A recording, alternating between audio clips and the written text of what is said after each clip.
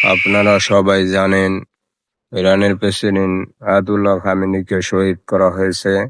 আমরা সবাই তার রুহুর মাগফিরাতের জন্য দোয়া করতেছি। আল্লাহ রব্বুল আলামিন তাকে জান্নাতের উচ্চ মাকাম দান করুক। আর এর সাথে একটা কথা বলতে চাই, তামাম দুনিয়ার মধ্যে তাকাইলে দেখা যায় মুসলমানদের পক্ষে দাঁড়ানোর মতো, যুদ্ধ করার মতো শক্তি একমাত্র ইরান দেখাইছে। আর আরব কান্ডের মতো নবী সাল্লাল্লাহু আলাইহি সাল্লামের দেশসব সত্ত্বেও সৌদি, কাতার, ওমান এগুলা আমেরিকার, ইসরায়েলের গোলামি করতেছে।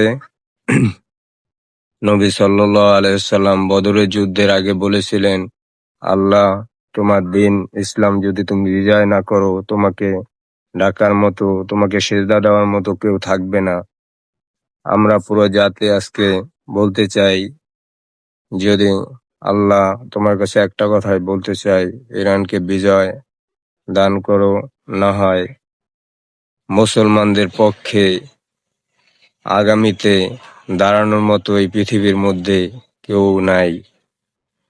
আপনারা কেউ সবাই ধৈর্য ধরেন, ইনশাআল্লাহ ইসলামেরই বিজয় হবে একদিন।